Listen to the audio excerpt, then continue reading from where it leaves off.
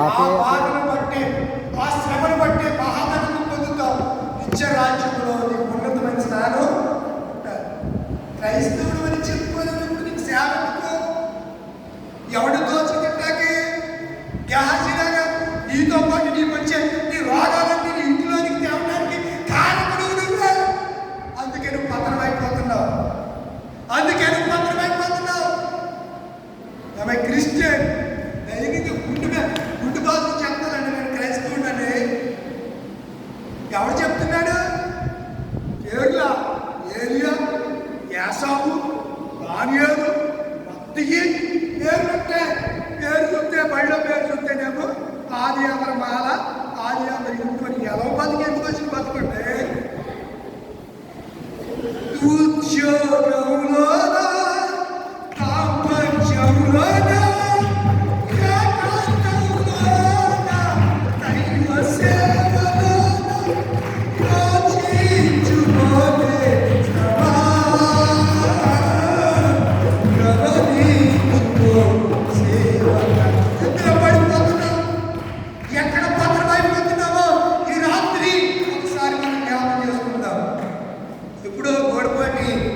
Isaac గారు పాట రాశాడు.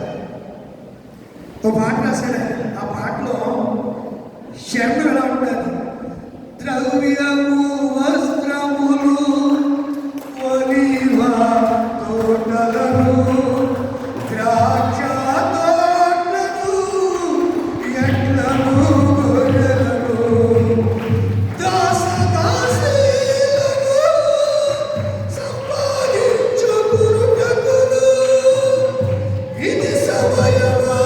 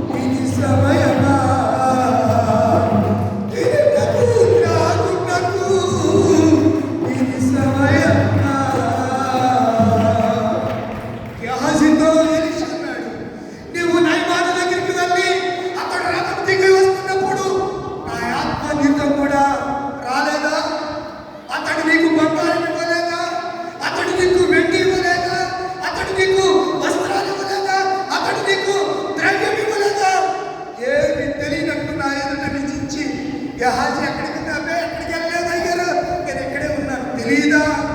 ఆత్మపూర్ణుడైన గెహాజీకి, ఆత్మపూర్ణుడైన ఎలీషాకు గెహాజీ ఏమి చేస్తున్నాడో తెలీదా?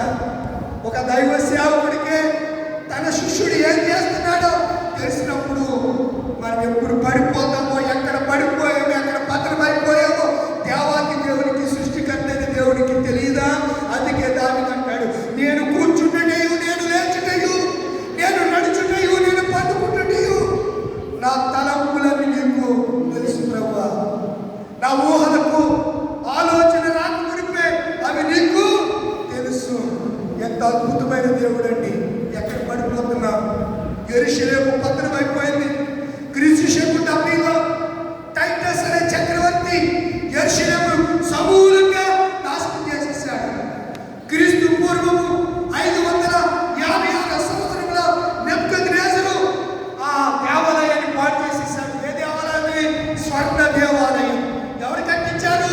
దావీదు కుమారుడైన సొలొమోను కట్టించిన దేవాలయాన్ని సమూలంగా నాశనం చేసేసాడు. యేసు ప్రభువు వచ్చిన తర్వాత యెరూషలేము గురించి ఆయన వాపోతూ ఉన్నాడు. యెరూషలేమా, నువ్వు లోబడకపోతే, నువ్వు నా మాట వినకపోతే నువ్వు పతనమైపోతావు. దేవుడి మాట ఆకాశం భూమి అన్న గతిస్తాయేమో కానీ దేవుడి మాటలు ఎన్నటికీ గతించవు అనే సంగతిని నేను జ్ఞాపకం చేస్తున్నాను. 1948 వారికి స్వాతంత్ర్యం వచ్చింది. ఎవరికి? ఇప్పుడు ఇజ్రాయెల్ ఉన్న దేశాన్ని. మనకి ఎప్పుడు వచ్చింది స్వాతంత్ర్యం? 1947. మనకంటే ఒక సంవత్సరం వెనకొచ్చింది వారికి. ఎవరికి?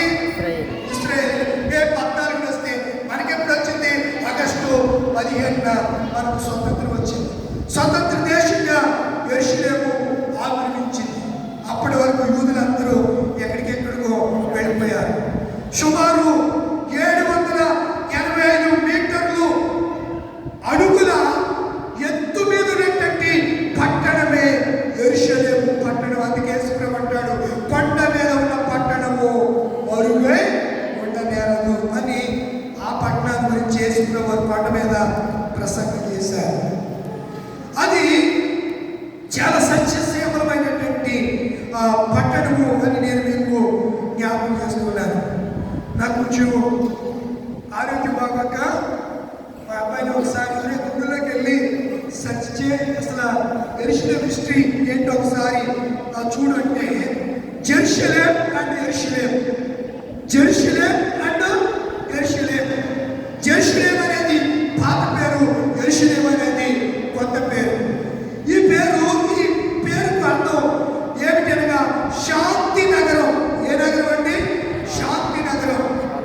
యూదులు, మహమ్మదీయులు, క్రైస్తవులకు పుణ్యస్థలము యెరూషలేం అండ్ జెరూషలేం.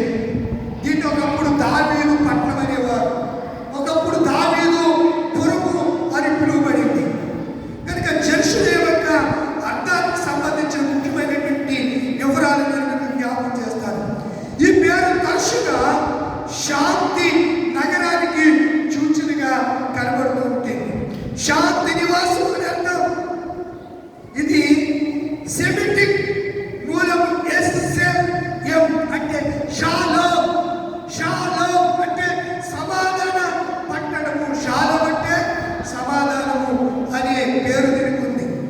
షాలోం మూలం షాలోము మరియు సలాంకు సంబంధించింది.